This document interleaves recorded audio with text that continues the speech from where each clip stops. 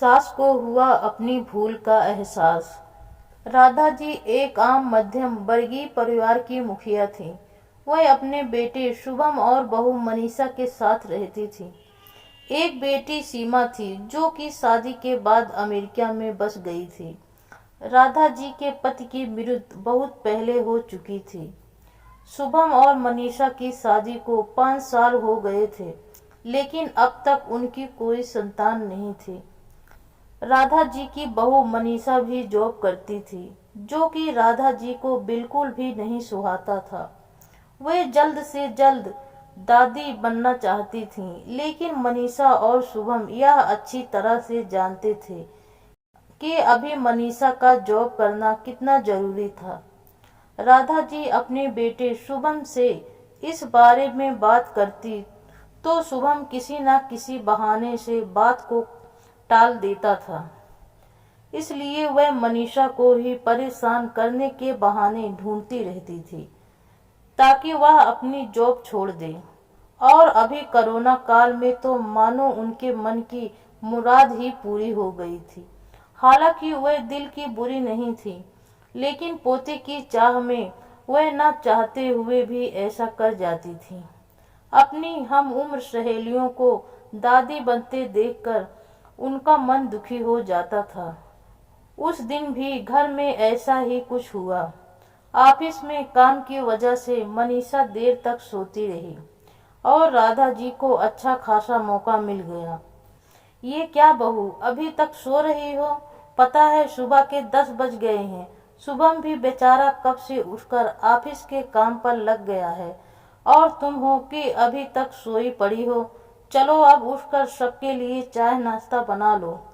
मुझसे कुछ हो नहीं पाता है, वरना मैं तो तुम्हारे भरोसे ना रहती, खुद ही सब कर लेती। सॉरी माँ जी, वह देर रात तक काम चलता रहा, इसलिए सुबह सुबह ही सो पाई थी, इसलिए समय का पता ही नहीं चला। आप चलिए, मैं अभी जल्दी से आती हूँ। हाँ हाँ ठीक है, मेरा कुछ नहीं, पर शुभम को देख लो, उसे कुछ चाहिए तो नहीं?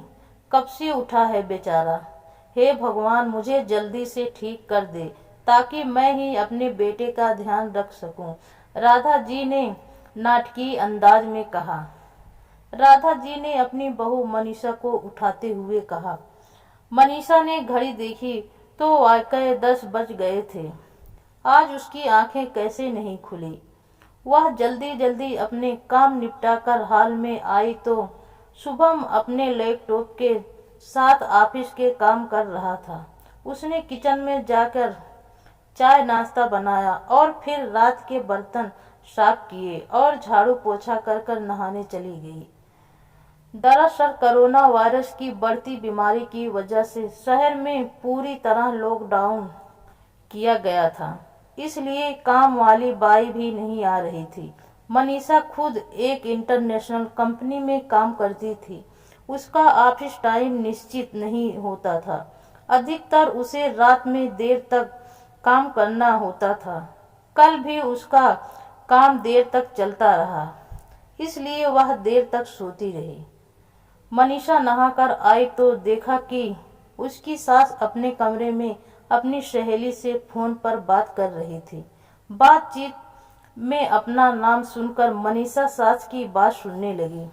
अरे राधा, तुम भी अपनी बहू को ज्यादा सर पर मत बैठाओ। बहू को ज्यादा उड़ने दोगी तो कल को अपनी नौकरी के चक्कर में वह तुम्हें ही घर की नौकरानी बनाकर छोड़ेगी। मैं तो भाई शुरू से ही मनीषा के नौकरी करने के खिलाफ थी। अब करे नौकरी शौक से, पर साथ साथ घर के काम भी करे। मैं तो बदन दर्द का बहाना बनाकर बैठ जाती हूँ, नहीं तो सारे काम का बोझ मेरे सर पर आ गिरेगा। मैं कोई मुफ्त की नौकरानी थोड़ी हूँ। मैं तो कहती हूँ तुम भी यही किया करो।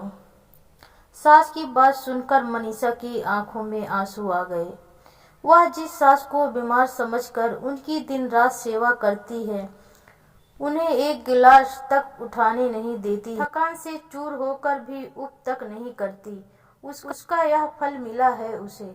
माना वह मेरी नौकरी के खिलाफ है, मगर यदि घर की किस्त नहीं होती तो वह भी कभी नौकरी नहीं करती। शुभम का बोझ कम करने के लिए ही तो वह नौकरी कर रही थी। खैर, अभी के मुश्किल समय में वह सास से किसी भी बात पर बहस नहीं करना चाहती थी जिससे घर का माहौल खराब हो, इसलिए वह उनकी बात को नजरअंदाज करके वहां से चली गई। लेकिन उनकी नजरों में राधा जी की इज्जत जरूर कम हो गई। दूसरे दिन सुबह सुबह राधा जी की बेटी सीमा का अमेरिका से फोन आ गया। सीमा की सास उसके पास अमेरिका आई हुई थी। आदत के अनुसार राधा जी ने जैसे ही सीमा की सास की बुराई करनी चाहिए, वैसे ही सीमा ने उन्हें डपट लिया। माँ, आप बिल्कुल भी माँ जी के बारे में अनाप शनाप नहीं बोलिए। पता है आपके चक्कर में मैंने उनके साथ कितना बुरा व्यवहार किया था, लेकिन आज मुझे उनकी कीमत पता चल रही है। तुम तो उनके यहाँ पर आने के कितने खिलाफ थी, मगर आज अगर वो यहाँ नहीं होती ना माँ, तो ना जाने हमारा क्या हाल होता। तुम्हें तो पता ही है कि मेरा नौकरी करना कितना जरूरी है। कोरोना ने यहाँ भी ऐसा कहर ढाया है कि घर से ही सब करना पड़ रहा है। किट्टू का बेबी केयर सेंटर भी बंद है। मैं और राजेश फुल टाइम बिजी रहते हैं। ऐसे भी माँ जी ने अकेले ही किट्टू के साथ साथ पूरे घर का सारा काम संभाला हुआ है। मुझे कुछ भी नहीं करने देती हैं। अगर वह नहीं होती तो माँ हमारा क्या होता, यह सोचकर ही रोटे खड़े हो जाते हैं। सच में माँ वह कोई साधारण महिला नहीं है, बल्कि मेरे लिए तो देवी के समान है, मेरे इतना अपमान करने के बावजूद। और सीमा रोने लगी। उसने फोन कट कर दिया। सीमा की बात सुनकर राधा जी की भी आंखें भर गईं। उन्हें अपनी भूल का एहसास हो गया। मनीषा तो वाकई उनका कितना ख्याल रखती है। उसकी कड़वी से कड़वी बात का भी बुरा नहीं मानती, उल्टे जवाब भी नहीं देती। वाकई अभी का समय तो एक दूसरे को हौसला देने का है, सारे गिले शिकवे भुलाकर एक दूसरे की मदद करने का है। तो फिर वह स्वार्थ में कैसे अंधी हो गई थी, इतना कैसे गिर गई थी कि ऐसे मुश्किल समय में अपने ही परिवार की सहायता नहीं कर सकती।